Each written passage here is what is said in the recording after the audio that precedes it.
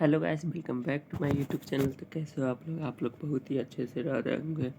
तो चलिए, कल के वीडियो में मैंने हिस्ट्री का पोर्शन ख़त्म किया है, जिसमें से आधा बच चुका है। तो आज के वीडियो में हम लोग ख़त्म करने वाले हैं। तो चलिए, जो एस के झा जो पटना में टीचर है, उसके द्वारा ये पीडीएफ बनाया गया है। तो चलिए हम लोग स्टार्ट करते हैं। तो चलिए, हम लोग का बच गया अगला चैप्टर था व्यापार और भूमंडलीकरण, जो कल हम लोग नहीं पढ़े थे। आज इस वीडियो में हम लोग पढ़ेंगे। तो चलिए देखते हैं।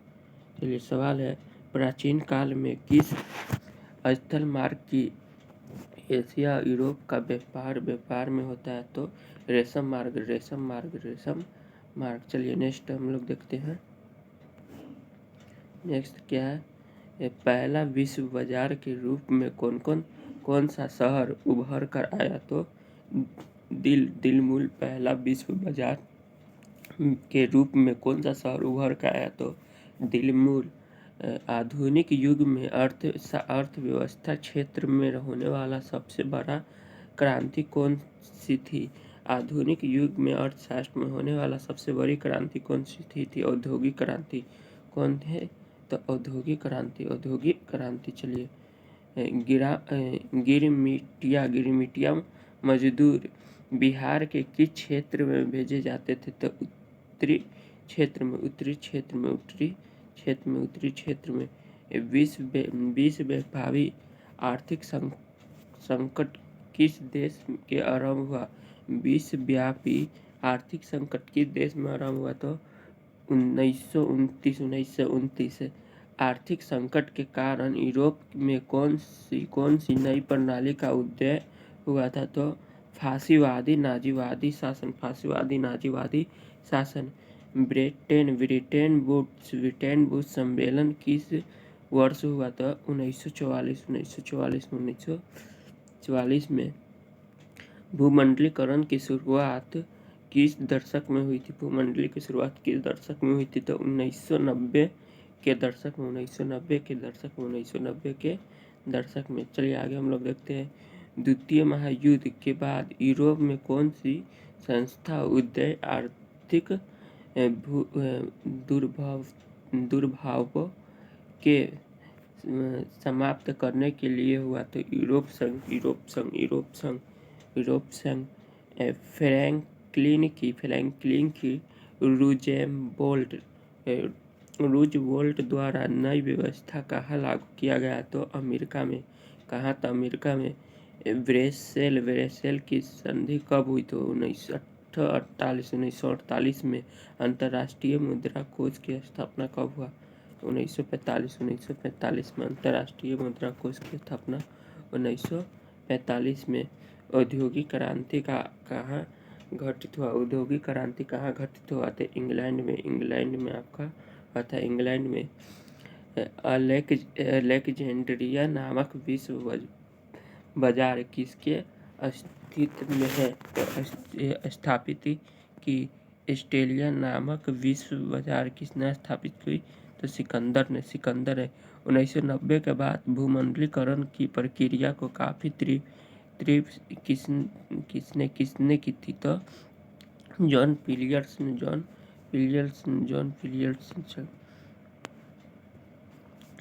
पूंजीवादी किस शताब्दी में विश्वव्यापी बनकर उभरा? तो 9वीं शताब्दी में। 1945 से 1960 के दशक में। 1945 से 1960 के दशक में संपूर्ण विश्व में कितने गुटों का विभक्त था? तो दो गुटों का। यूरोपीय देश के किस वर्ष ऑट्टावा समझौता कर अपने आयता नियत को संतुलित किया? तो 1932 में। चलिए आगे देखते हैं। भारत में कौन सा उद्योग प्राचीन काल में व्यापार से वर्जित का आधार है? तो कपड़ा हो जाएगा आपका सही। नेक्स्ट चैप्टर हम लोग प्रेस संस्कृति और राष्ट्रवाद। तो चलिए देखते हैं। महात्मा गांधी ने किस पत्र का संपादन किया? तो यंग इंडिया का। किस पत्र ने रातों रात वानियारयुल प्रेस एक्ट से बचने के लिए अपना भाषा बदल दी। तो अमृत बाजार पत्रिका 13वीं शताब्दी में किसने ब्लैक प्रिंटिंग के नमूने यूरोप में पहुंचाए? तो मार्को पोली।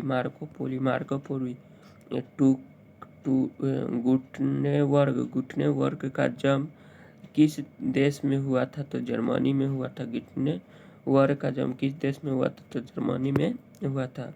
चलिए आगे देखते हैं। आगे गुटेनबर्ग ने सर्वप्रथम किस पुस्तक की छपाई की थी? तो किस पुस्तक की छपाई की थी? तो आपका हो जाएगा बाइबिल। इंग्लैंड में मुद्रण काल को पहुंचाने वाला कौन था? तो कैक्सटन। किसने कहा कि मुद्रक विश्व की दी गई महानतम देन है। सबसे बड़ा तोहरा। तो किसने कहा है कि मुद्रा ईश्वर की दी गई महानता देन है? सबसे बड़ा तोहफा। तो हो जाएगा मार्टिन लूथर ने। चलिए रूसो कहाँ का दार्शनिक था? तो फ्रांस का। रूस कहाँ का दार्शनिक था? तो फ्रांस का। अगला है विश्व में सर्वप्रथम मुद्रा की शुरुआत कब हुई थी? तो चीन में हुई थी। किस देश की सिविल सेवा परीक्षा मुद्रित पुस्तक की मांग बढ़ाई? तो चीन। आपका चीन हो जाएगा। प्रथम पेपर मिल की स्थापना कहाँ हुआ? तो जर्मनी में। प्रथम पेपर मिल की स्थापना जर्मनी में। बंगाल गजट समाचार पत्र कब प्रकाशित हुए? तो 1769। 1700 क्या हो जाएगा? 79 हो जाएगा।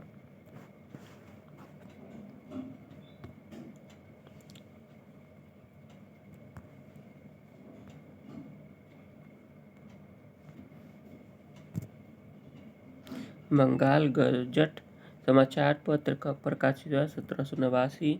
सोम प्रकाश समाचार पत्र का बंगाल में प्रकाश किसने किया? तो ईश्वर चंद्र विद्यासागर। चलिए आगे देखते हैं। इंडियन मिलर का संपादन लंदन में किसने किया था? तो सुरेंद्रनाथ टैगोर ने। वर्नाक्यूलर प्रेस एक्ट कब लगाया गया? तो 1878 ईस्वी में। भारतीय समाचार पत्र का मुक्तदाता किसे कहा जाता है? भारतीय समाचार पत्र का मुक्तदाता किसे कहा जाता है? तो मेटकार्फ को। M.N. राय द्वारा अंग्रेजी साप्ताहिक पत्र का क्या नाम था? तो इंडिपेंडेंट। हिंदू समाचार साप्ताहिक रूप से दैनिक रूप में परिवर्तन कहाँ हुआ? तो तमिलनाडु में। कहाँ हुआ? तो तमिलनाडु में। चलिए आगे देखते हैं। बंगाल में संवाद कौमुद का प्रकाशित हुआ। बंगाल में संवाद कौमुद का प्रकाशित हुआ तो 1921 में। 1905 ईस्वी में बंगाल विभाजन किस व्यवसाय ने किया था? तो लॉर्ड कार्निंग। बंगाल का विभाजन के समय बंगाल की कौन सा लेफ्टिनेंट गवर्नर था? तो सर एडवर्ड प्रेस।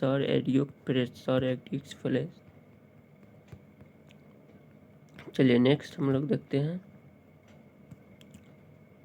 नेक्स्ट है बंगाल में ब्रिटेन की वस्तुओं से वस्तुओं के बहिष्कार के सुझाव सर्वप्रथम किसने दिया? तो कृष्णा कुमार मित्र। किसने दिया? कृष्णा कुमार मित्र ने। 16 अक्टूबर बंगाल विभाजन के रविंद्रनाथ टैगोर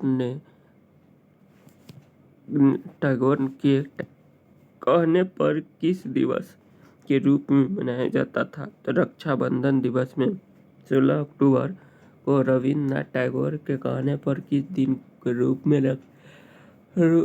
मनाया जाता था? तो रक्षाबंधन दिवस। बंगाल विभाजन की घोषणा कब हुई थी? तो 20 जुलाई 1905 ईस्वी। 20 जुलाई 1905 ईस्वी। बंग भंग के बाद कौन सा आंदोलन शुरू हुआ था? तो स्वदेशी आंदोलन। स्वदेशी आंदोलन। बंगाल विभाजन का मुख्य उद्देश्य क्या था? तो बंगाली राष्ट्रवाद को दुर्बल करना। बंगाल विभाजन का मुख्य उद्देश्य क्या था? तो बंगाली राष्ट्रवाद को दुर्बल करना। चलिए आगे देखते हैं। स्वदेशी आंदोलन का प्रभाव का तत्कालीन कारण क्या था? तो लॉर्ड कार्जन के द्वारा किया गया बंगाल विभाजन। मद्रास में स्वदेशी आंदोलन का नेतृत्व किसने किया था? तो चिदंबर पैलेल ने। चलिए किसने स्वदेशी आंदोलन का नेतृत्व दिल्ली में किया? सैयद हैदर राजा। बंगाल नेशनल कॉलेज की स्थापना कब की गई थी? तो 14 अगस्त 1906 ईस्वी में। 14 अगस्त 1906 ईस्वी में। 1906 में इंडियन सोसाइटी ऑफ ओरिएंटल अटल की स्थापना किसने की थी? रविंद्रनाथ टैगोर ने। याद रखिए, रविंद्रनाथ टैगोर ने। स्वदेशी के प्रसार हेतु स्वदेशी वस्तु प्रचारिणी सभा का गठन किसने और कहाँ किया था? तो बाल गंगाधर तिलक द्वारा महाराष्ट्र में दिल्ली दरबार का आयोजन कब किया गया? तो 12 सितंबर 1911 को। दिल्ली दरबार के समय भारत का वायसराय कौन था? तो लॉर्ड हार्डिंग द्वितीय था। चलिए आगे देखते हैं। अगला हम लोग का है अमार सोनार बंगाल का नामक गति स्वदेशी आंदोलन को कौन तेज करने के लिए इसके लिखा गया है? तो रविंद्रनाथ टैगोर। अमार सोनार बंगाल नामक गति स्वदेशी आंदोलन को तेज करने के लिए किसे लिखा गया है? तो रविंद्रनाथ टैगोर। किस कमेटी ने बंगाल विभाजन के रद्द करने की संतुलित की थी? तो अरुणडेला कमेटी 1906। अरुणडेला कमेटी 1906। भारत के विरोध के कारण बंगाल को पुनः कब एकीकृत किया गया? किया गया तो बोलेंगे सन 1911 ईस्वी। सन 1911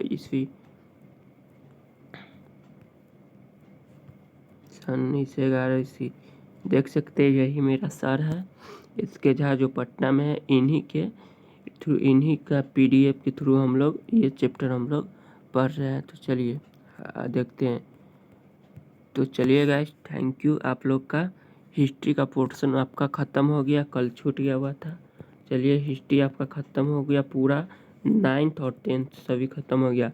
तो आज इस वीडियो में हम लोग पूरी ज्योग्राफी देखने वाले हैं। ज्योग्राफी का पूरा 1 लाइनर महाभूकंप ज्योग्राफी हम लोग देखने वाले हैं, जो इसके जहाँ सर का PDF है। तो चलिए हम ज्योग्राफी को स्टार्ट करते हैं, आप लोग का समय नहीं गवाते हैं।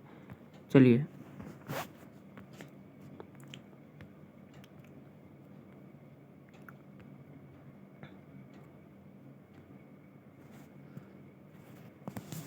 चलिए ज्योग्राफी में हम लोग देखते हैं भौतिक स्वरूप।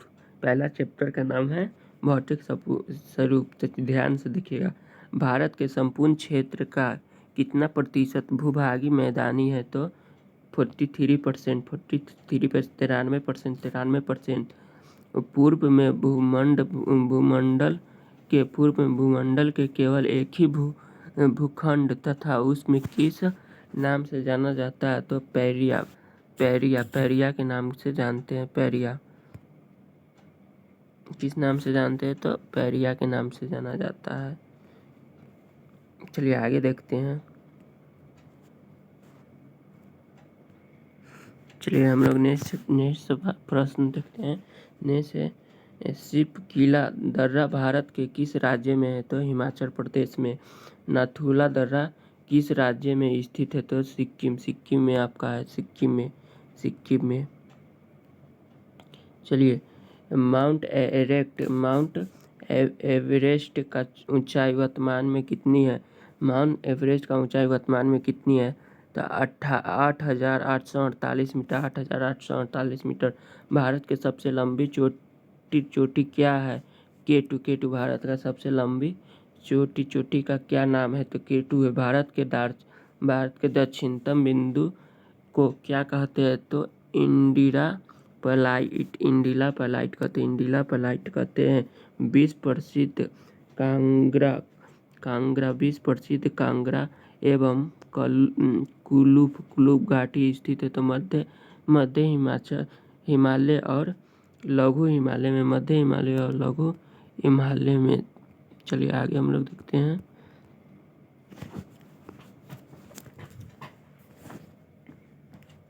चलिए हम लोग का प्रश्न है विश्व प्रसिद्ध कश्मीर घाटी की डल झील अभियान अवस्थित है? तो क्या है? विश्व प्रसिद्ध कश्मीर घाटी की डल झील अभियान अवस्थित है। तो क्या बोलेंगे? बृहद हिमालय और पीर पंजाल के बीच। बृहद हिमालय और पीर पंजाल के बीच। चलिए आगे हम लोग देखते हैं। कश्मीर हिमालय के हिमत निकली मिट्टी के मोटे निरीक्षण तथा दूसरे पदार्थों का हिमोट के रूप में जवाब को क्या कहा जाता है? तो करेवा कहते हैं। चलिए आगे हम लोग देखते हैं। प्रसिद्ध फूलों की घाटी निम्नलिखित में से पर्वतीय क्षेत्र में स्थित है? तो उत्तराखंड हिमालय पर्वत क्षेत्र में बुग्याल शब्द किसको निरूपित कर सकता है? हिमालय पर्वत क्षेत्र में बुग्याल शब्द किस में निरूपित कर सकता है? तो ऊंचाई पर स्थित खास पदार्थ को ऊंचाई पर स्थित खास पदार्थ पर दुआर स्थलाकृत पाई जाती है। तो सिक्किम और दार्जिलिंग हिमालय। चलिए आगे देखते हैं। सोनपा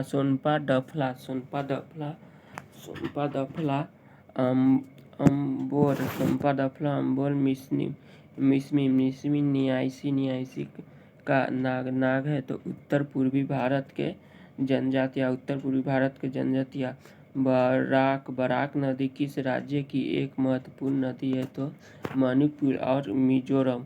उत्तर पूर्व के किस राज्य को मलेशिया बेसिन कहा जाता है? तो जर्मनी को कहा जाता है। मलेशिया बेसिन किसको कहते हैं? तो जर्मनी को कहते हैं। भारत का उत्तरी मैदान में किस नदी प्रणाली का द्वारा बना है? तो बना है गंगा सिंधु घाटी ब्रह्मपुत्र। विश्व में सबसे बड़ा नदी द्वीप जमुली किस नदी पर स्थित है? तो ब्रह्मपुत्र नदी पर। चलिए आगे है नदी मैदान का संदर्भ में दोआबा का अर्थ होता है। तो दो नदियों के बीच की भाग। चलिए आगे हम लोग देखते हैं। आगे है पंजाब में मैदान के निम्नलिखित में किस नदियों के द्वारा होता है? तो सिंधु नदी, झेलम, चेनाब, रावी, ब्यास और सतलुज नदी सभी के द्वारा पंजाब के मैदान में नदियों का निर्माण होता है। चलिए आगे हम लोग देखते हैं। आगे है पर्याद्वीपीय पठार संबंधित टक्कन ट्रैप है। पर्याद्वीपीय पठार से संबंधित दक्कन प्रेक्ट है तो काली मृदा से संयुक्त पठार क्षेत्र में चलिए आगे देखते हैं। कौन सी पहाड़ियाँ पश्चिम घाट के अंतर्गत शामिल है? तो कौन सी पहाड़ियाँ पश्चिम घाट के अंतर्गत शामिल है? तो क्या बोलेंगे? उन्नामालाई, नीलगिरी, अलामला। प्रायद्वीपीय पठार सबसे ऊंचे चोटी है तो कौन सा था? अनाई मुंडी। पूर्वी घाट और पश्चिमी घाट निम्नलिखित में से किन पहाड़ियों में है? तो आपस में मिलते हैं तो नीलगिरी की पहाड़ियाँ में। चलिए आगे देखते हैं। ऊँट के नाम से किसे जाना जाता है? तो ऊँट के नाम से किसे जाना जाता है? तो क्या बोलेंगे? उडमंडलम हिट स्टेशनल। उडगम मंडलम। मेघालय पठार के जनजातियों के आधार पर कितने भागों में बांटा गया? कितने भाग? 3 बाटों में, गारो में, खासी में और संजतिया में। पूर्व घाट की विस्तार है तो महानदी घाटी से दक्षिण में नीलगिरी तक। अगला है बरखाना स्थलाकृत का संबंध है तो कथी से है? तो मरुस्थल से। चलिए नेक्स्ट हम लोग देखते हैं। पाक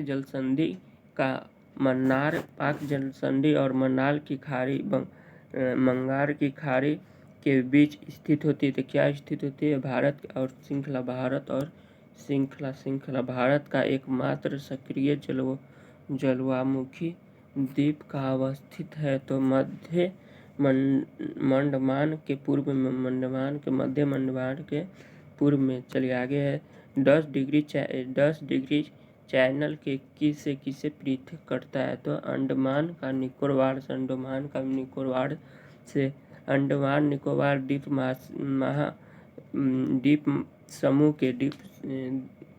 द्वीप समूह को किस प्रकार के वन पाए जाते हैं? तो क्या बोलेंगे?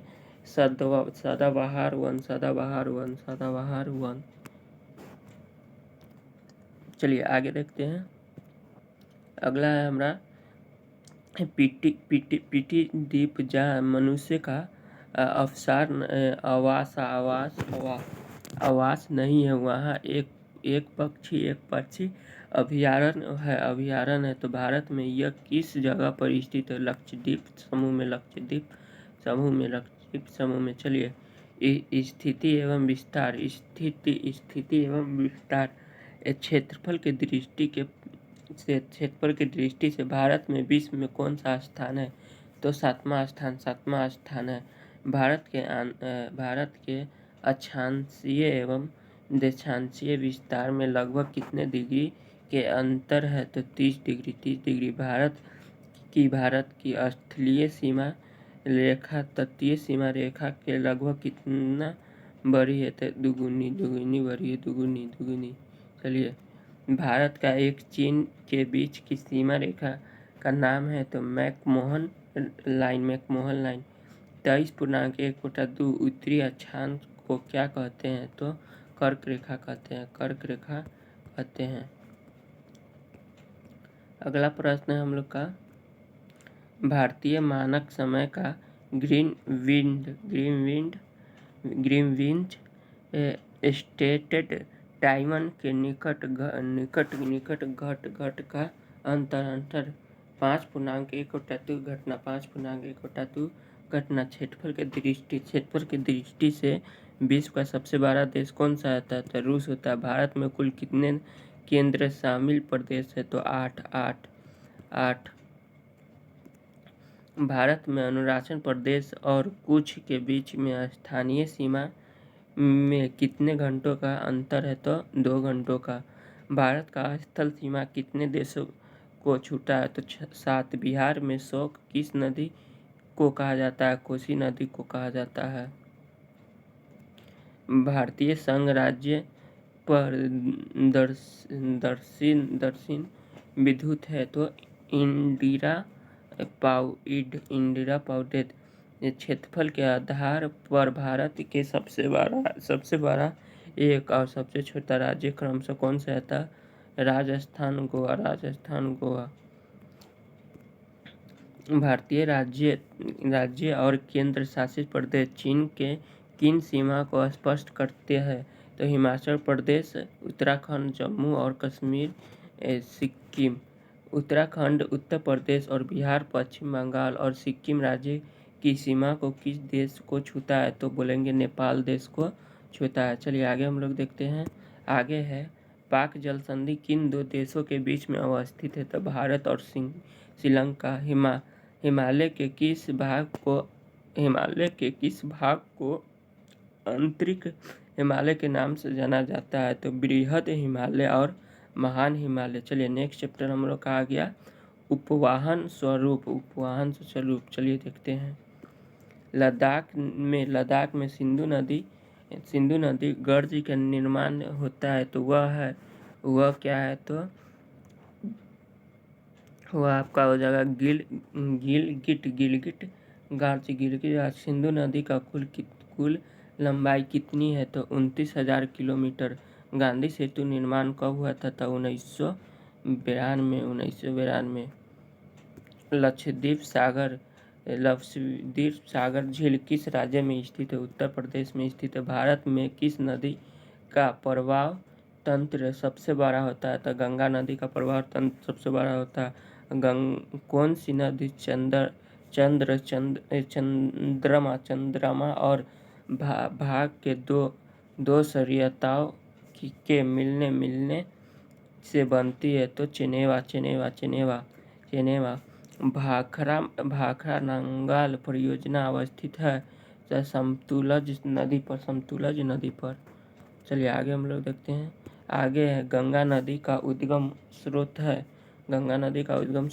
गंगोत्री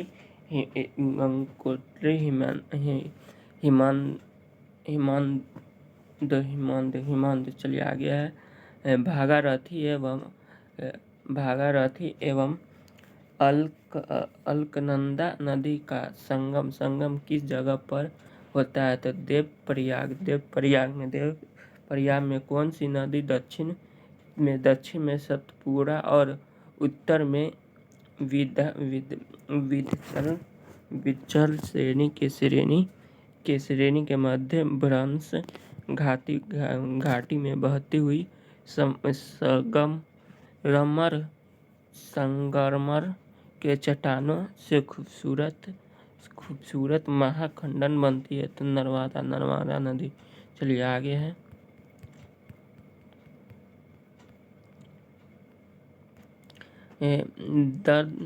सरदार सरोवर परियोजना की अवस्था है? तो नर्मदा नदी पर। किस नदी को दक्षिण की गंगा के नाम से भी जाना जाता है? तो गोदावरी को।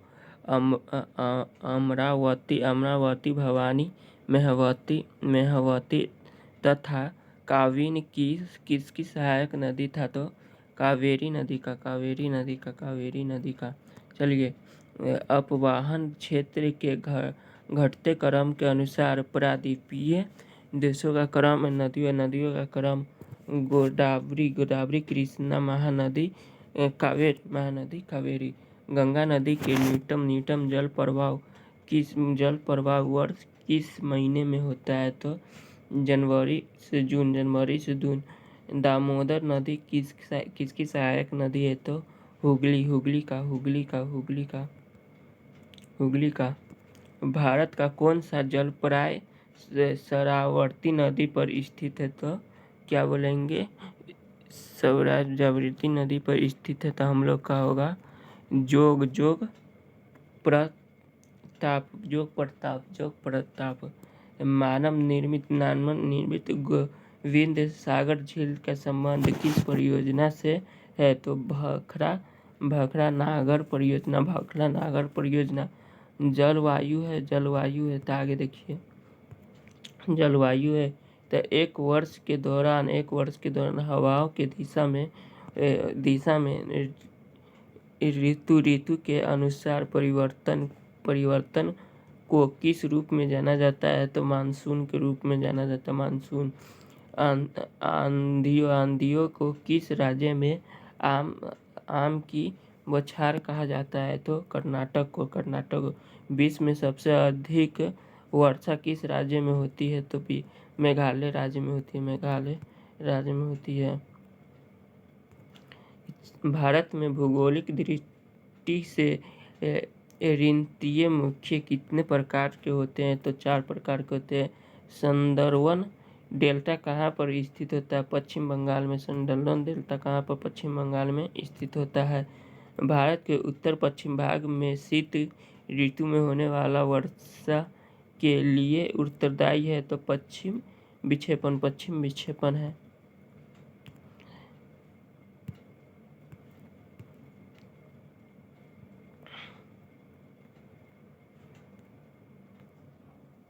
चलिए देखते हैं सुंदरवन डेल्टा कहाँ स्थित है? तो क्या बोले हम? पश्चिम बंगाल में।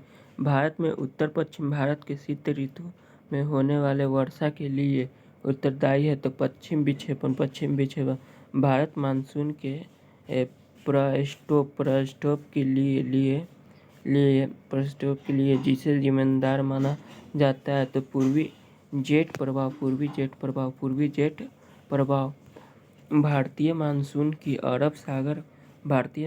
की अरब सागर शाखा एवं बंगाल की खाड़ी शाखा मिलती है? तो गंगा के मैदान के उत्तरी पश्चिम भाग में मराठवाला पुणे बेंगलुरु में कम वर्षा होने के प्रमुख कारण है? तो यह क्षेत्र पश्चिम घाट के विस्तृत छाया क्षेत्र में स्थित है। चलिए आगे देखते हैं। तमिलनाडु में वर्षा होती है? तो उत्तरी पूर्व मानसून में पवनों के द्वारा। तमिलनाडु में वर्षा होती है उत्तरी पूर्व मानसून के पवनों के द्वारा। भारतीय उपमहाद्वीप के मानसून में निर्वहन के प्रमुख कारण क्या है? तो उत्तरी पूर्व मानसून। कार्तिकीय मास की उष्म का संबंध किससे है? तो मानसून के परिवर्तन से।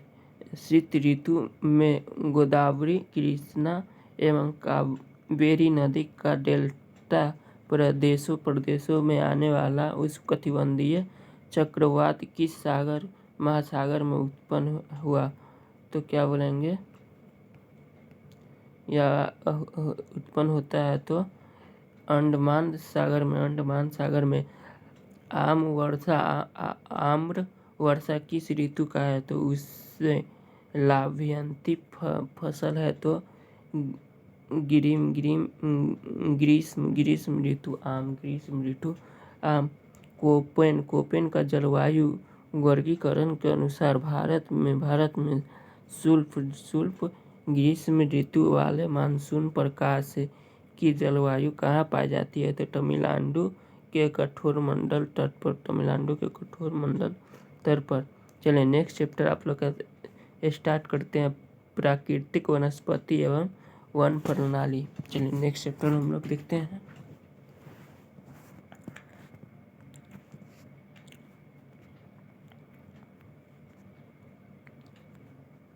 नेक्स्ट जम के आधार पर जम के आधार पर वस्तुओं को कितने भागों में बांटा गया? तो 2 भागों में। सिनकोना के छाल का उपयोग किस रोग के लिए किया जाता है? तो मिल्केरिया के लिए। कांवर झील बिहार के किस जिले में स्थित है? तो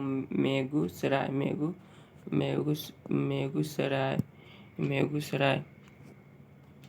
वह वनस्पति जो अपने आप पैदा होती है और लंबे समय तक बिना किसी मानवीय हस्तक्षेप के उगती है? तो इस प्रकार के वनस्पति को कहते हैं, क्या कहते हैं?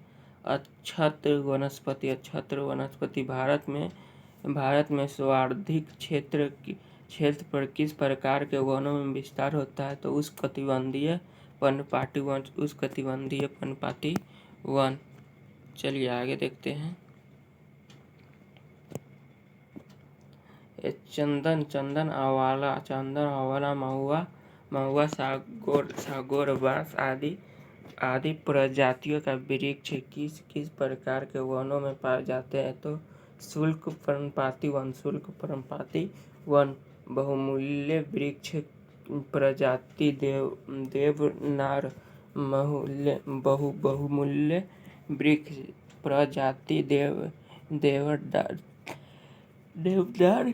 देवदार के वन पाए जाते हैं। तो पश्चिम हिमालय में।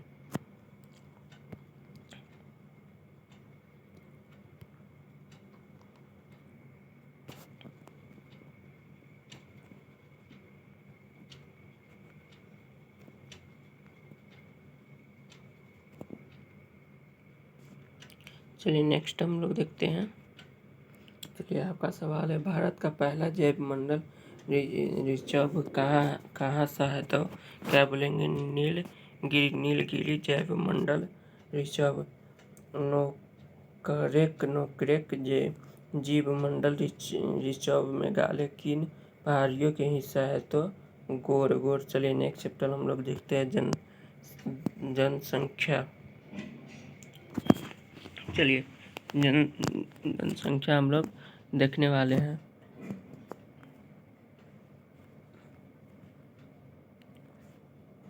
चलिए भारत में सर्वप्रथम जनगणना कब हुई थी?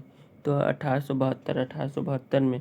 2011 के जनगणना के अनुसार भारत का लिंगानुपात 1943 हुई थी। जनसंख्या के आधार अध्ययन को क्या कहते हैं? जनसंख्या के अध्ययन को क्या कहते हैं? तो डायोग्राफी कहते हैं।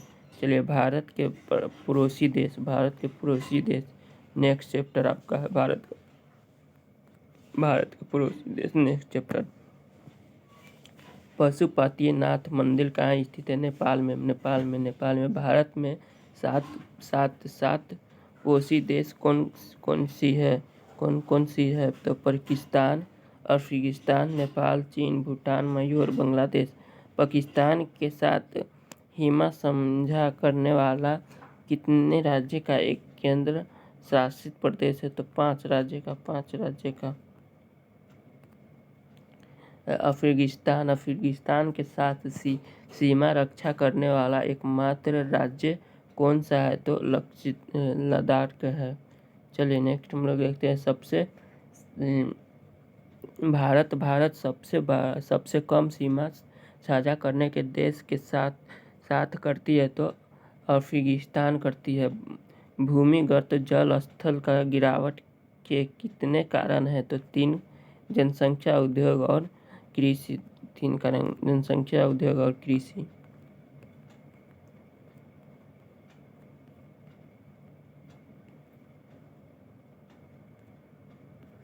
चलिए नेक्स्ट हम लोग देखते हैं,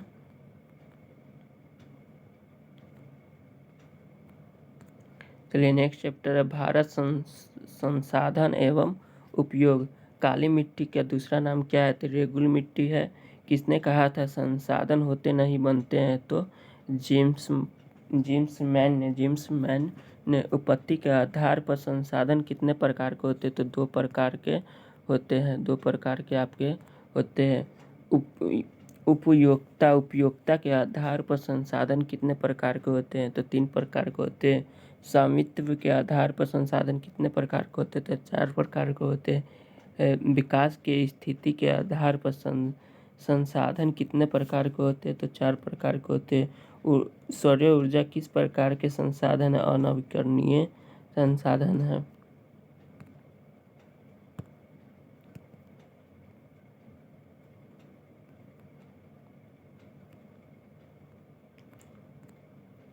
चलिए डाकुआ की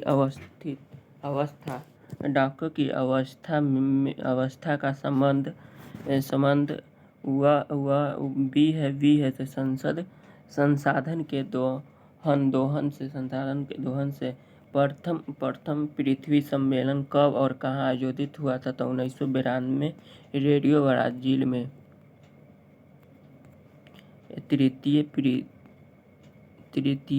पृथ्वी सम्मेलन कब और कहाँ आयोजित हुआ था? तो 2002 में रेडियो रियो जेनेरियो में क्योटो सम्मेलन का मुख्य उद्देश्य क्या था? तो ग्लोबल वार्मिंग का घटना कौन सा नहीं है? तो नाइट्रोजन नहीं है। तर्क रेखा कितने किलोमीटर क्षेत्र सीमा अन्य आर्थिक क्षेत्र कहलाते हैं? तो 200 किलोमीटर। कोयला किस प्रकार का संसाधन है? अनवकरणीय संसाधन। द्वितीय पृथ्वी सम्मेलन कब और कहाँ हुई थी? 2012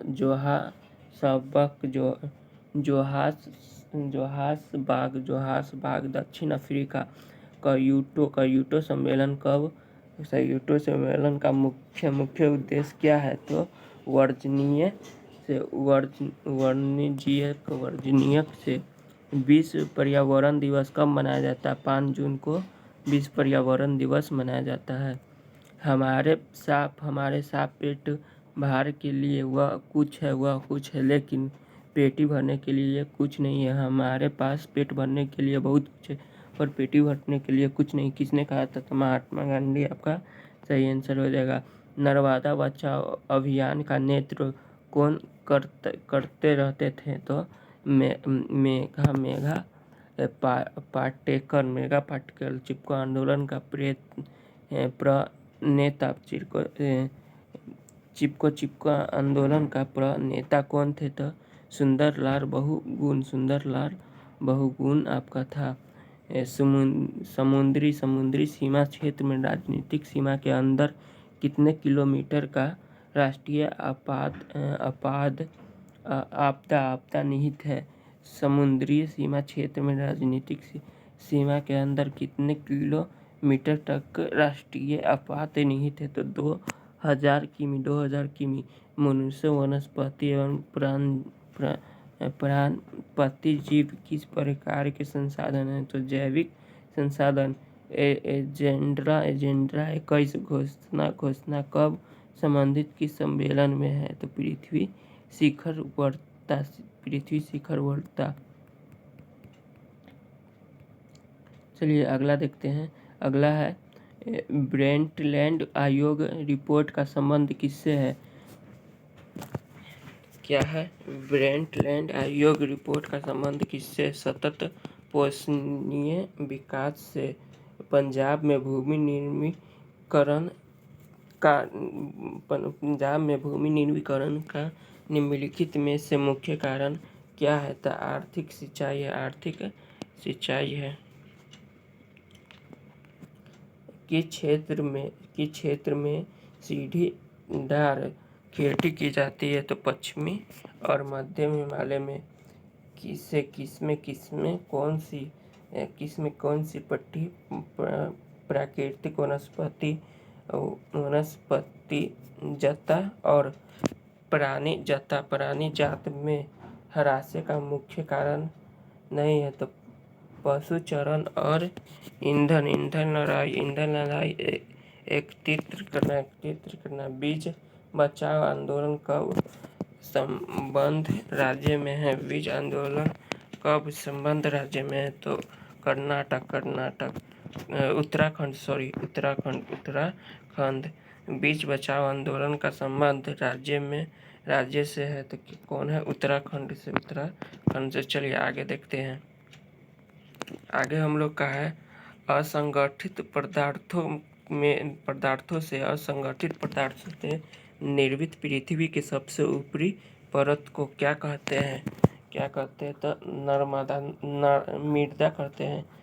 असंगठित पदार्थ के निर्मित पृथ्वी के ऊपरी परत को क्या कहते हैं? तो मृदा कहते हैं। मृदा का निर्माण कैसे प्रक्रिया? जटिल।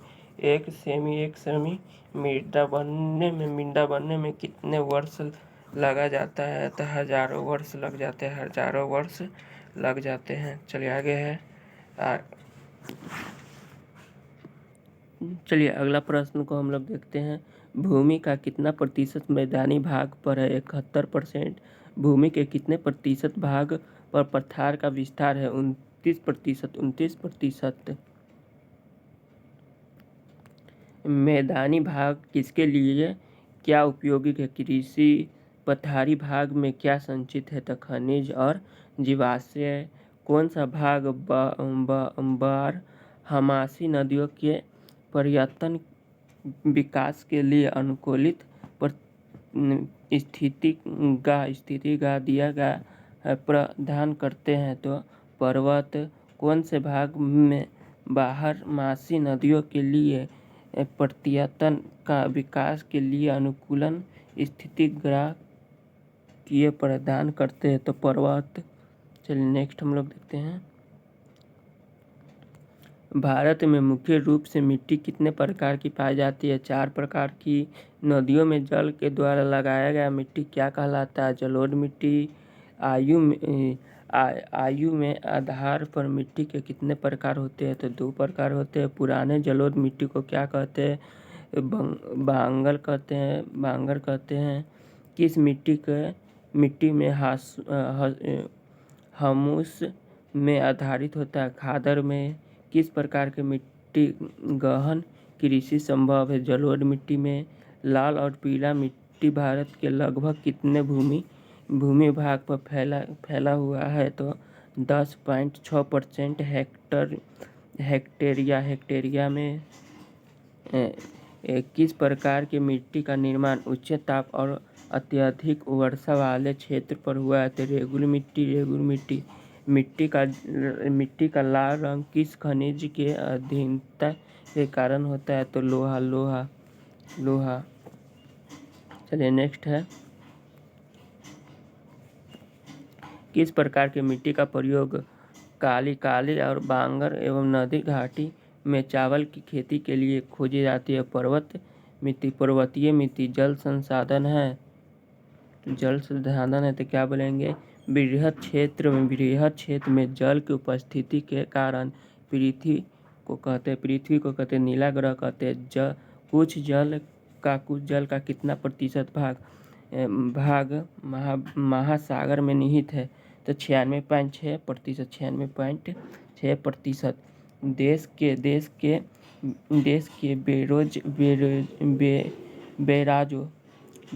के बैराजों के कितने भाग पर मंदिर है? तो कितने भाग पर मंदिर है?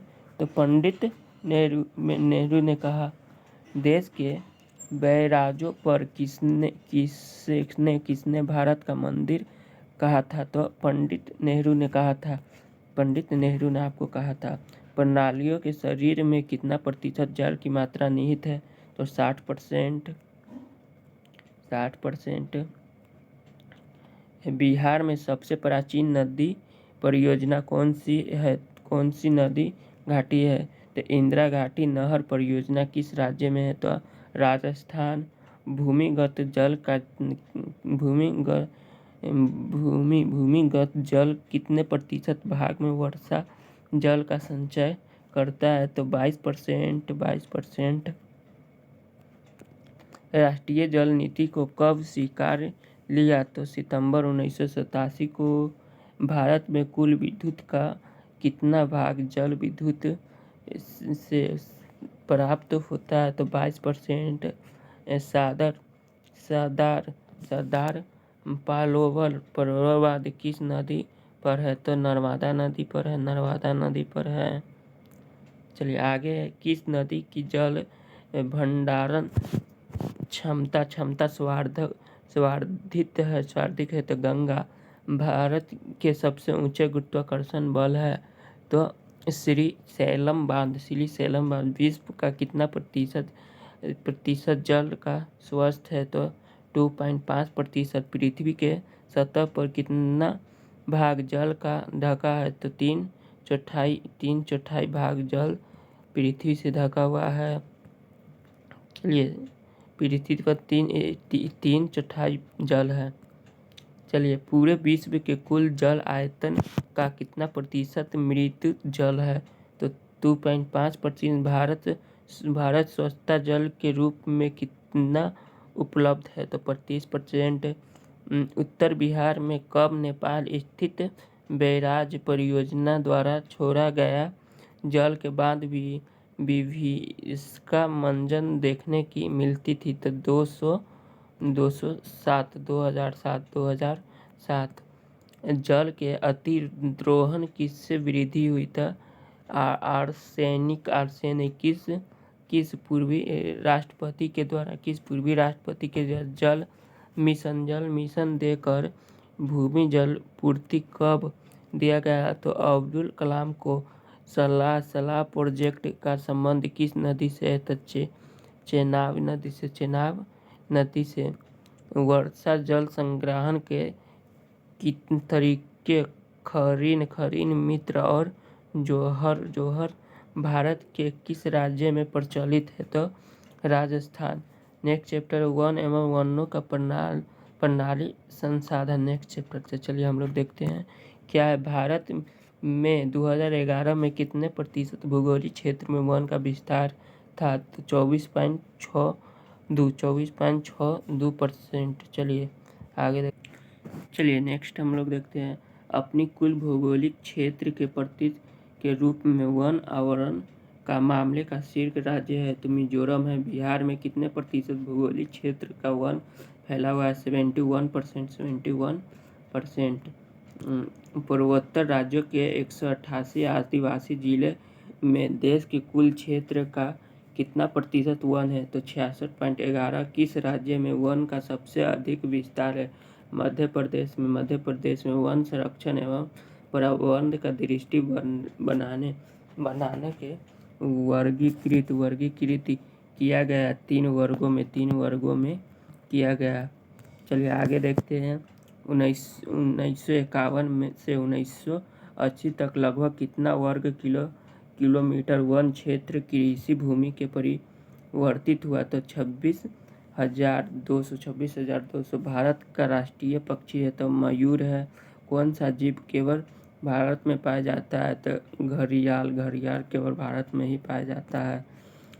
1968 में प्राकृतिक संसाधन संरक्षण के लिए कौन सा कन्वेंशन हुआ था? तो अफ्रीकी कन्वेंशन। एनजीओ के रिपोर्ट के अनुसार 1948 में विश्व में कितने हेक्टेरिया भूमि पर वन का विस्तार था? तो 4 अरब हेक्टेरिया। मलेरिया के लिए उपयुक्त औषधि किस प्रकार प्राप्त होती है? तो सिनकोना की छाल से। किससे होती है? सिनकोना की छाल से। जैव विविधता वाले क्षेत्र कौन सा है? जैव विविधता वाले क्षेत्र पश्चिमी घाट। चलिए आगे देखते हैं कितने प्रतिशत जल अस्थायी पाई जाती है? तो 10%। विश्व में लगभग कितने प्रजातियां है? तो 50 लाख। भारत प्रणाली सर्वेक्षण का मुख्यालय कहाँ है? भारतीय प्रणाली सर्वेक्षण का मुख्यालय कहाँ है? कोलकाता में। भारतीय सर्वेक्षण के अनुसार कितने प्रजाति वनस्पति के अंतर्गत उत्तर है? तो 15,000। भारत में कितने प्रतिशत पुष्पीय पौधे भारत के मूल्य है? तो 33%। जैव मंडल आरक्षित क्षेत्र स्थापित किसके द्वारा किया जाता है? तो यूएनएसओ आयुर्वेद का जनक है तो धनवंतरित। चलिए नेक्स्ट है खनिज संसाधन। नेक्स्ट चैप्टर खनिज संसाधन आ गया। चलिए देखते हैं भारत में लगभग कितने प्रकार के खनिज पाए जाते हैं? तो 100 प्रकार के। कौन सा लौह युक्त खनिज का उदाहरण मैग्नीशियम। निम्नलिखित में से कौन सा आध्यात्मिक खनिज का उदाहरण है? तो अभ्रक है। चलिए किस खनिज को उद्योग की जनित्र मानी जाती है? तो लोहा को। कौन लौह अयस्क का प्रकार है? तो हेमेटाइट।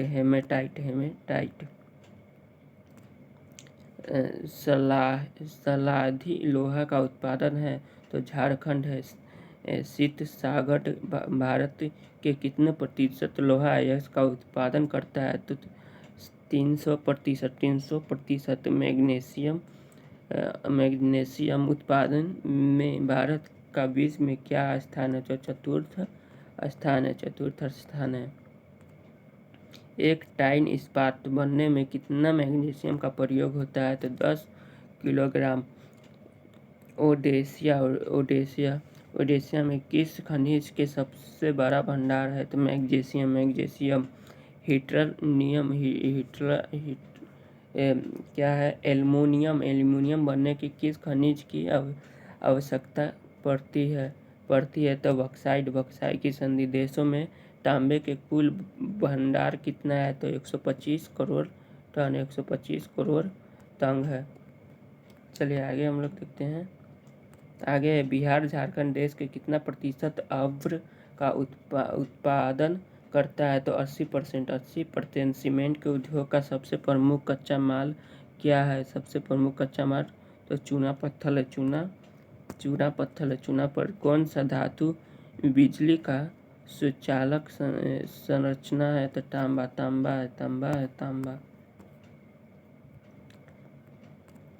हेमेटाइट अयस्क के लौह अंश की प्रतिशतता कितनी है? तो 68%। पीला अयस्क के उपमान के कौन सा लौह अयस्क जाना जाता है? तो क्या बोलेंगे?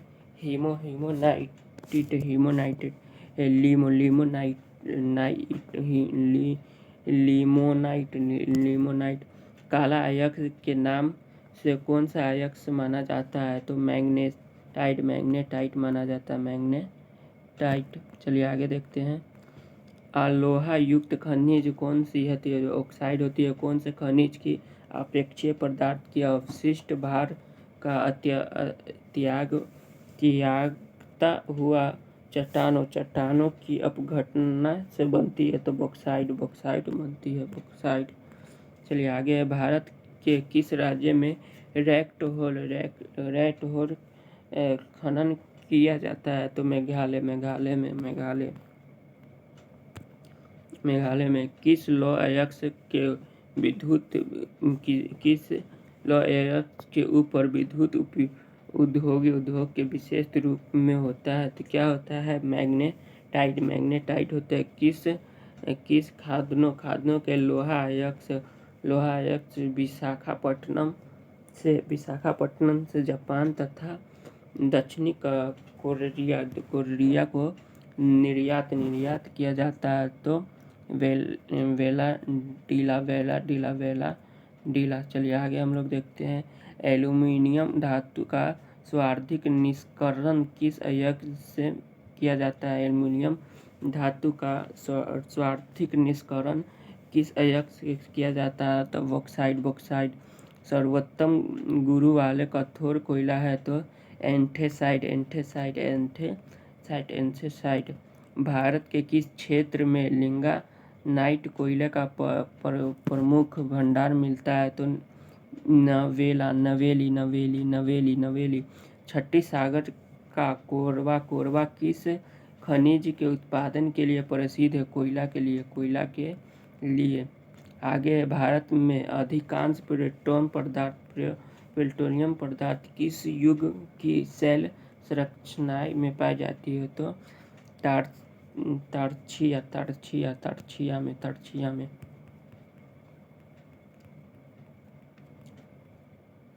चलिए अगला है। केरल के पाए जाने वाला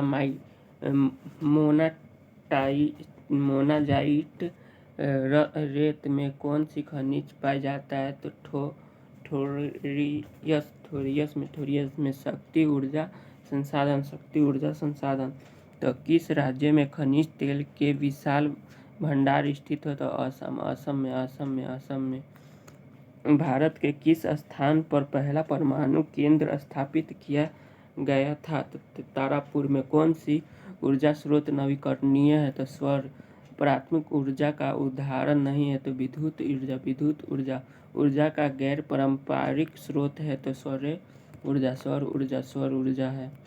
चलिए गंडनवान समूह के कोयले का निर्माण हुआ था तो 20 लाख वर्ष पूर्व भारत में कोयले का सर्वप्रमुख उत्पादन राज्य पश्चिम बंगाल। मुंबई हाई क्यों प्रसिद्ध है तो पेट्रोलियम बर्बाद हेतु। भारत का प्रथम तेल शोध कारखाना कहाँ स्थित है तो डिग बोई में। प्राकृतिक गैस किस खनिज के साथ पाया जाता है प्लूटोनियम। भाखड़ा नागर परियोजना किस नदी में स्थित है तो सतलज नदी में। दक्षिण भारत की सबसे बड़ी नदी परियोजना क्या है तो भद्रा। ताप विद्युत केंद्र का उदाहरण है तो बैरोनी। ताप विद्युत का उदाहरण है बैरोनी। चलिए आगे हम लोग देखते हैं। यूरेनियम का प्रमुख उत्पादन स्थल है तो जादूगोरा। भारत के किस राज्य में सौर ऊर्जा के विकास के सर्वाधिक संभावनाएं हैं तो राजस्थान। ज्वालीय एवं तरंग ऊर्जा का उत्पादन हेतु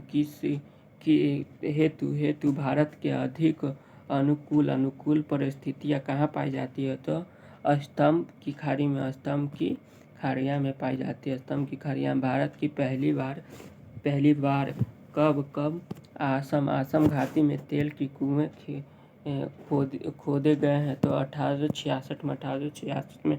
मुंबई हाई तेल क्षेत्र का पता कब लगा गया 1965 में।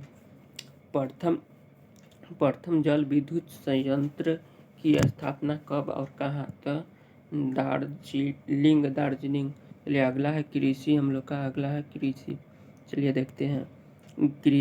राष्ट्रीय आय में सर्वाधिक योगदान किसका है तो कृषि का। कितने प्रतिशत कम वर्षा वाले क्षेत्र में शुष्क भूमि का कहा जाता है तो 75 सेमी।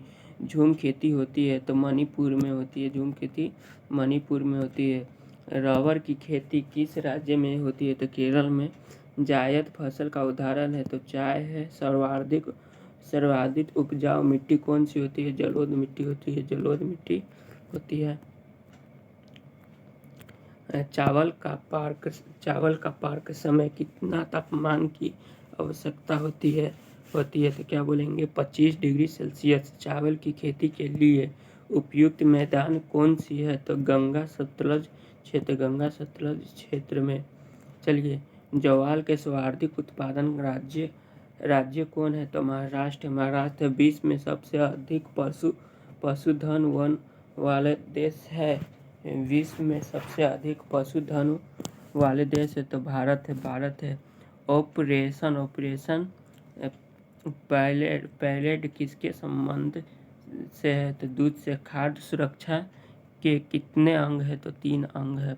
खाद्य सुरक्षा के कितने अंग है तो 3 अंग है।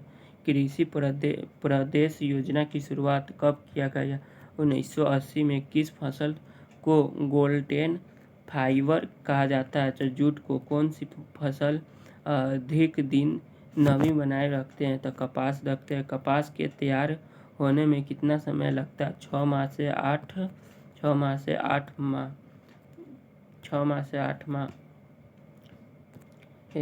उष्ण तथा उष्ण कटिबंधीय पौधे हैं तो चाय है। उस कृषि प्रणाली को क्या कहते हैं जिसमें एक ही फसल लंबे चौड़े क्षेत्र में उपजाया जाता है तो रोपण कृषि। कौन सा दलहन फसल मृदा का उर्वरता में कोई भी वृद्धि नहीं करता है तो अरहर। चलिए भारत के सत ऋतु शीतोष्ण पश्चिमी विक्षोभों से होने वाला किस फसलों का अधिक उत्पादन से सहायता होती है तो केवल रबी।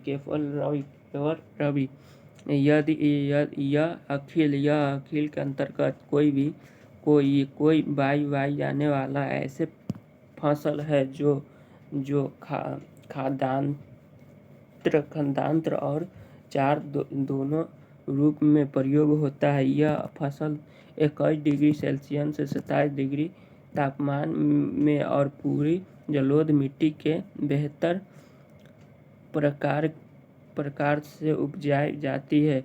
तो ऊपर दिए गए विकर्ण किससे संबंधित है? तो मक्का से चलिए आगे देखते हैं। कपास की कृषि के लिए कौन सा मृदा सर्वाधिक उपयुक्त मानी जाती है? तो काली मृदा। किस पंचायती योजना के अंतर्गत भूमि सुधार कार्यक्रम को लागू किया जाए? तो प्रथम पंचायतीय योजना। अगला है 1960 में दशक के विनोबा भावे के भूदान आंदोलन का शुरुआत किस राज्य से की गई थी? तो आंध्र प्रदेश में। किस आंदोलन को रक्तहीन क्रांति की संज्ञा दिया गया है? तो क्या बोलेंगे? भूदान ग्रामदान आंदोलन। नेक्स्ट चैप्टर हम लोग का आ गया निर्माण उद्योग। चलिए तो देखते हैं। चलिए सर, सवाल है चावल के पकते समय कितने तापमान की आवश्यकता होती है? तो 25 डिग्री सेल्सियस। चावल के पकते समय कितने तापमान की आवश्यकता होती है? तो 25 डिग्री सेल्सियस। चावल की खेती के लिए उपयुक्त मैदान कौन सी है? तो गंगा सतलज क्षेत्र। ज्वार का सर्वाधिक उत्पादन राज्य कौन है? तो महाराष्ट्र है। विश्व के सबसे अधिक पशुधन वाला देश है तो भारत है। ऑपरेशन फ्लैंड किससे संबंधित है? तो दूध से संबंधित है। खाद्य सुरक्षा के कितने अंग है? तो 3 अंग है। चलिए आगे देखते हैं। कृषि प्रदेश योजना शुरुआत कब की गई थी? तो 1980 में। किस फसल को गोल्डन फाइबर कहा जाता है? तो जूट को कहा जाता है। कौन सा फसल अधिक दिन नमी बनाए रखती है? तो कपास के तैयार होने से कितना समय लगता है? 6 माह से 8 माह। उष्ण तथा उपोष्णकटिबंधीय पौधा चाय है। उस कृषि प्रणाली को क्या कहते हैं जिसमें एक ही फसल लंबे चौड़े क्षेत्र में उपजाया जाता है? तो रोपण कृषि कहा जाता है। कौन सी दलहन फसल मृत ऊर्ध्वाधर में कोई भी वृद्धि नहीं करता है? तो आहर तुलहन। भारत में शीत ऋतु में शीतोष्ण पश्चिम विक्षोभों से होने वाला वर्षा किन फसलों के अधिक उत्पादन में सहायक होती है? तो केवल रबी फसल के लिए। यह खरीफ के अंतर्गत बोई जाने वाला ऐसा फसल है जो खाद्यान्न और चारों दोनों रूप में प्रयोग होता है। यह फसल 21 डिग्री से 27 डिग्री तापमान की और पुरानी जलोढ़ मिट्टी पर बेहतर प्रकार से उपजाई जाती है। तो ऊपर दिए गए विस्तार किसने संबंधित किया था? मक्का ने कपास की कृषि के लिए कौन सी मृदा सर्वाधिक उपयुक्त मानी जाती है? तो काली मृदा। किस पंचवर्षीय योजना के अंतर्गत भूमि सुधार कार्यक्रम लागू किया जाता है? तो प्रथम पंचवर्षीय योजना 1950 के दशक में विनोबा भावे ने भूदान आंदोलन की शुरुआत किस राज्य में की थी? तो आंध्र प्रदेश में। किस आंदोलन ने रक्तहीन क्रांति की संख्या दी? तो किस आंदोलन ने रक्तहीन क्रांति संख्या दी गई थी? क्या बोलेंगे? भूदान और ग्रामदान आंदोलन। निर्माण उद्योग। चलिए देखते हैं। निर्माण उद्योग देखते हैं। कौन औद्योगिक अवस्थित का कारक नहीं है? तो जनसंख्या। भोपाल गैस त्रासदी में रिसाव हुआ था। मिथाइल आइसोसाइड कौन छोटे पैमाने का उद्योग है? तो चीनी उद्योग है। हुगली औद्योगिक प्रदेश का केंद्र है। तो कोलकाता मेदिनीपुर कोलकाता मेदिनीपुर। चलिए आगे हम लोग देखते हैं।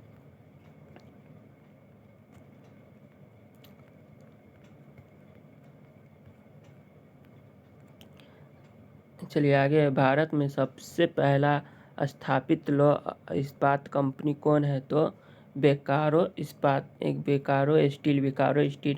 आधुनिक सूती मिल की स्थापना कहाँ हुआ? तो रिसारा। सूती कपड़े की महानगरी कहाँ है? तो अहमदाबाद में है। देश का पहला वस्त्र पार्क कहाँ स्थापित हुआ? तमिलनाडु में। जूट के सामान निर्यात में भारत का स्थान है। तो दूसरा स्थान है। टाटा आयरन एंड स्टील की स्थापना कब हुई थी? तो 1907 में। दुर्गापुर इस्पात संयंत्र स्थापना किस विदेशी सहयोग से हुआ? ब्रिटेन से। फसल सूती वस्त्र मिल मुंबई के किसने लगाई? तो क्या बोलेंगे? कवासजी डाबर। श्रम के आधार पर उद्योग को कितने भागों में बांटा गया था? 3 भागों में। सबसे हल्की धातु है तो लिथियम है। तांबा भारत के किस स्थान से प्राप्त होता है? तो खेतरी। भारत का पहला स्थापित ऊर्ध्वाधर संयंत्र कहाँ स्थापित हुआ है? तो चेन्नई में। सांस द्वारा मनुष्य प्रतिदिन कितना ग्राम ऑक्सीजन युक्त आयु में प्रवेश करता है? तो 550 लीटर। लिलिकन सिटी के नाम से मशहूर शहर है। तो बेंगूर। लिलिकन सिटी नाम से मशहूर शहर है तो बेंगूर है। समूहन बजट को परिभाषित करता है। तो उद्योगों का नगरों के पास संकेंद्रण। कौन सा उद्योग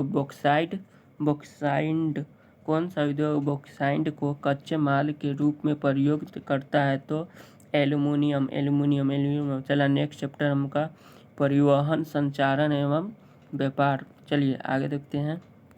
आगे है, स्वतंत्रता प्राप्ति के समय देश के सड़कों की कुल लंबाई कितनी थी? तो 1.46 लाख किलोमीटर।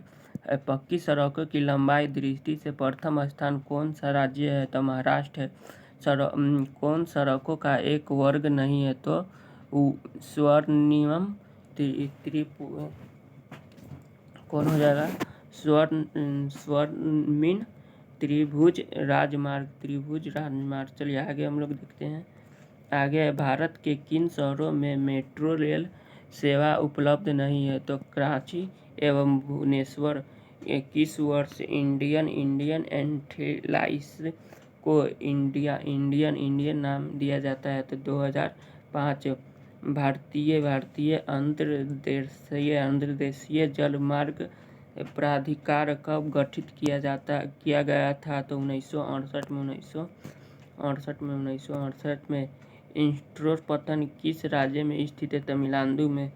फलाटा विशेष आर्थिक क्षेत्र कहाँ स्थित है? तो पश्चिम बंगाल में। चलिए, देश का पहला अंतर्राष्ट्रीय स्थल राजमार्ग है तो मुंबई पुणे में। सीमा सड़क संगठन की स्थापना कब हुई? 1960 में। पहली बार मुंबई से थाने के बीच में रेल कब चली? 1953। रेल यात्री बीमा योजना कब शुरू हुआ? तो मार्च 1916। मार्च 1916 में। देश के आयु परिवहन की सेवा कब आरंभ हुई? 1911 में। ऑल इंडिया रेडियो कब कब नाम रखा गया? तो 1936। 1936 में। सांताक्रूज विरोध आर्थिक क्षेत्र कहाँ स्थित है? तो महाराष्ट्र में स्थित है। महाराष्ट्र में स्थित है। भारतीय डाक विभाग की स्थापना कब हुई? 1854 में। स्वर्णिम चतुर्भुज महाराजमार्ग भारत के किन शहरों में आपस में जोड़ा जाता है? तो दिल्ली, कोलकाता और चेन्नई, मुंबई। कौन सा राज्य हसजिया, बीजपुर, जगदीशपुर पाइपलाइन से नहीं जुड़ा है? तो महाराष्ट्र। चलिए आगे हम लोग देखते हैं। बिहार कृषि एवं वन संसाधन कोसी नदी घाटी परियोजना का आरंभ कब हुआ? तो 1954 में। गंडक परियोजना का निर्माण किस स्थान पर हुआ था? वाल्मीकि नगर में। नहरों द्वारा सर्वाधिक सिंचाई किस जिले में होती है? तो पश्चिमी चंपारण में। चलिए आगे देखते हैं। कुशेश्वर स्थान किस जिले में स्थित है? तो दरभंगा में। कांवर झील स्थित है तो बेगूसराय में। संजय गांधी जैविक उद्यान किस नगर में स्थित है? तो पटना में। बिहार के कितने प्रतिशत आबादी कृषि का निर्भर होता है? तो 80%। चलिए आगे देखते हैं। गंडक परियोजना का एक संयुक्त परियोजना है तो भारत और नेपाल। बिहार के वनों को कितने वर्गों में बांटा गया? तो 2 वर्गों में। बागमती परियोजना बिहार के किस जिले में होता है? सीतामढ़ी। बिहार का एकमात्र मुख्य पर्व है छठा। पूर्वी कोस नहर की कुल लंबाई कितनी है? 44 किलोमीटर। सिंचाई के कितने प्रमुख साधन है? नीलकूप। त्रिवेणी नहर का निर्माण कब हुआ? तो 1989 में। उत्तरी गंगा के मैदान में हिमालय निकलने का कारण क्या है? तो सतवाहिनी है। धरातलीय जल का उदाहरण है तो नदियाँ है। धरातलीय जल का उदाहरण नदियाँ है। खरीफ फसल का बुआई किस माह की जाती है? तो जुलाई में की जाती है। चलिए आगे देखते हैं। आगे रबर फसल की बुआई किस माह में की जाती है? तो अक्टूबर में। पाइराइट खनिज है तो अधात्विक। कहलगांव तापीय विद्युत परियोजना किस जिले में स्थित होती है? तो भागलपुर में स्थित होती है। कांटीपाटीय विद्युत परियोजना किस जिले में स्थित है? तो मुजफ्फरपुर में। बिहार में BSPC द्वारा बृहत परियोजना की संख्या कितनी है? तो 13 है। बिहार में कार्यरत जल विद्युत परियोजनाओं के कुल विद्युत उत्पादन क्षमता कितनी होती है? तो 5435 मेगावाट। किस धातु खनिज को ब्लैक पिंड के पैलेंगबोन के नाम से जाना जाता है? ग्रेफाइट। बिहार के प्रमुख तापीय विद्युत केंद्र होती है तो बरौनी होती है।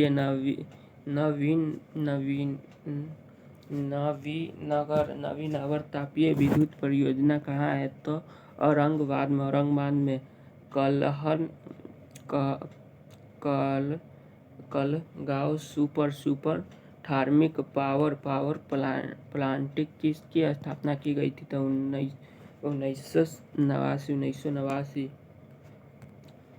गैर परंपरागत ऊर्जा स्रोत का उदाहरण है तो सौर ऊर्जा। राजेंद्र सेतु का निर्माण कब किया गया? 1759 में। परंपरागत ऊर्जा का उदाहरण है तो बिजली है।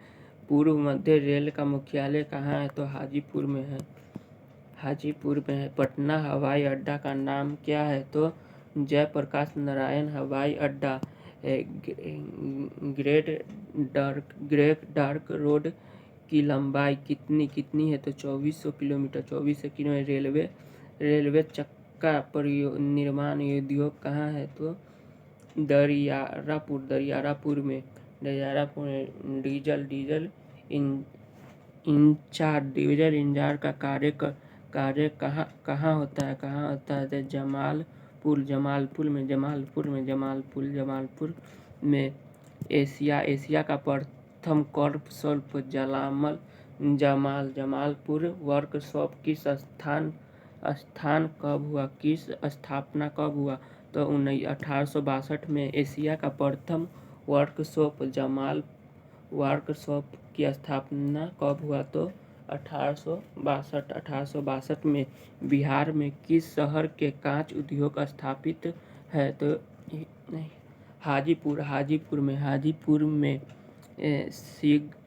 सिगरेट का कारखाना कहाँ है? तो मुंगेर में। रेल वर्कशॉप कहाँ स्थित है? तो क्या बोलेंगे? जमालपुर में। खाद कारखाना कहाँ है? तो खाद कारखाना कहाँ है? तो बरौनी में। किस नगर ने कालीन तैयार होती है? तो अबोरा। अशोक पेपर मिल किस जिले में स्थित है? तो समस्तीपुर।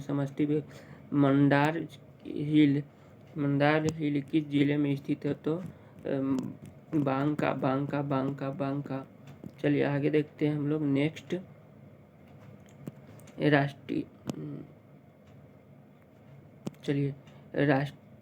राष्ट्रीय पिता संस्थापक पटना के किस घटना में स्थित है? तो महेंद्र घटना। राष्ट्रीय पति संस्था घटना किस घाट पर स्थित है? तो महेंद्र घाट पर। बिहार में रज्जुत मार्ग कहाँ है? तो राजगिरी में है। बिहार के सीमा रेल मार्ग की कुल लंबाई कितनी है? 6283 किलोमीटर। 6283 किलोमीटर। बिहार में रेल परिवहन शुरुआत कब से मानी जाती है? तो 1860 में बिहार में पहली रेल लाइन थी। तो ईस्ट इंडिया रेल मार्ग थी। चलिए आगे हम लोग देखते हैं। आगे है ग्रैंड ट्रंक रोड का राष्ट्रीय मार्ग संख्या क्या है? तो 2 है। भारत में पहले चीनी उद्योग मिल किस कंपनी द्वारा और कब स्थापित किया गया? तो डच। 1840 में। चूना पत्थर का खदान किस जिले में किया गया था? तो कैमूर और रोहताज में। चलिए आगे हम लोग देखते हैं। आगे है कष्ट किससे प्राप्त होता है? तो लुगादी से। बंदूक का कारखाना स्थित है? तो मंगोर। कीटनाशक उद्योग कहाँ स्थित है? तो पूर्णिया। किस जिले में प्लास्टर उद्योग स्थित है? तो कैमूर है। किस स्थान पर आयुध कारखाने स्थित है? तो राजगिरी में। जैविक खाद कारखाना स्थित है? तो चंडी में। 2011 में बिहार की कुल जनसंख्या 11 करोड़ से अधिक। 1991 से 2001 के दौरान बिहार के जनसंख्या में वृद्धि दर है तो 28.63%। सबसे अधिक आबादी वाले जिला है तो पटना में है।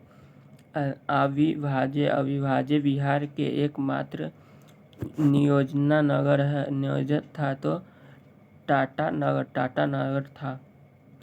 चलिए आगे देखते हैं हम लोग। 2011 के जनसंख्या के अनुसार बिहार के नागरिक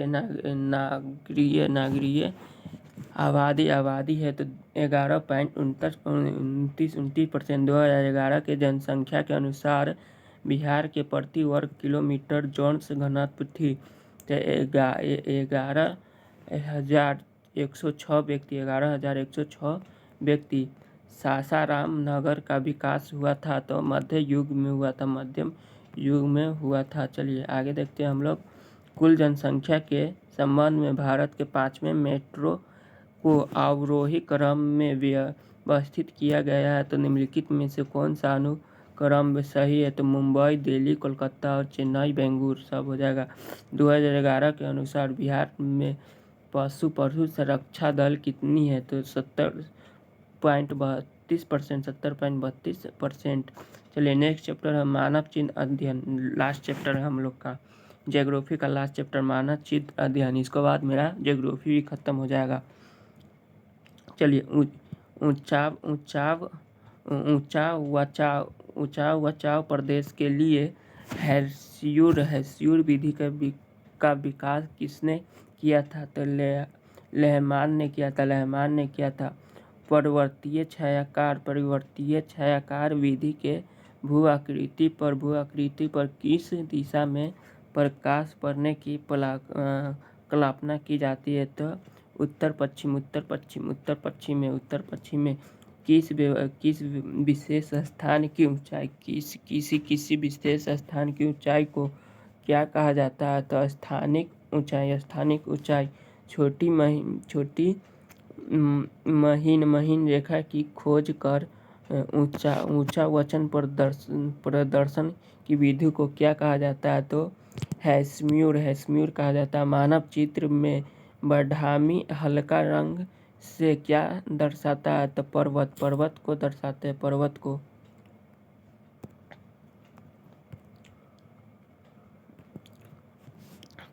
मानव चित्र में क्या है? मानव चित्र में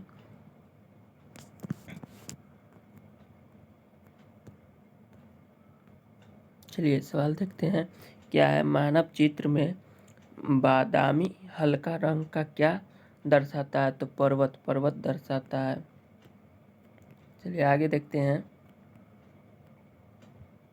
अगला है वह आकृति चिन्ह जो वृत्ताकार होता है अथवा बाहर के अंदर की ओर वृत्तों का आकार छोटी हो जाती है तो क्या कहलाती है? पर्वत कहलाती है। क्या कहलाती है? तो पर्वत कहलाती है। चलिए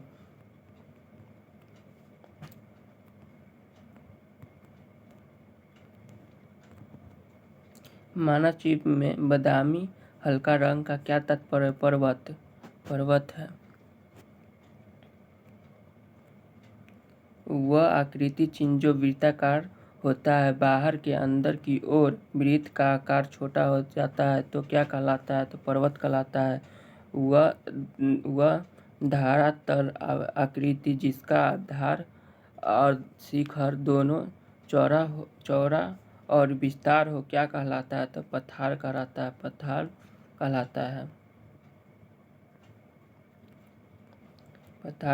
है। क्या है? जब जल किसी घटना के ऊपर से नीचे तीव्र गति से गिरता है तो कहलाता है। तो जलपात कहलाता है। जलपात कहलाता है। चलिए वी आकार के घाटी का निर्माण नदी द्वारा किया जाता है तो यह क्या है? कौन नदी द्वारा किया जाता है? तो बोलिएगा युवा आस्था नदी के द्वारा। चलिए आगे देखते हैं। तो देख सकते हैं यहाँ पर आपका सभी समाप्त हो गया। यहाँ पर आपका ज्योग्राफी भी समाप्त हो गया। ज्योग्राफी चलिए ये एसके झा का पूरा पीडीएफ था, आप लोग ज़रूर पढ़ लीजिएगा। सभी सिलेबस को यहाँ 9th और 10th बेस्ड पर यहाँ पर कंप्लीट गया है सभी सिलेबस। तो उम्मीद है आपको यह वीडियो पसंद आया होगा। तो चलिए जय हिंद, जय भारत।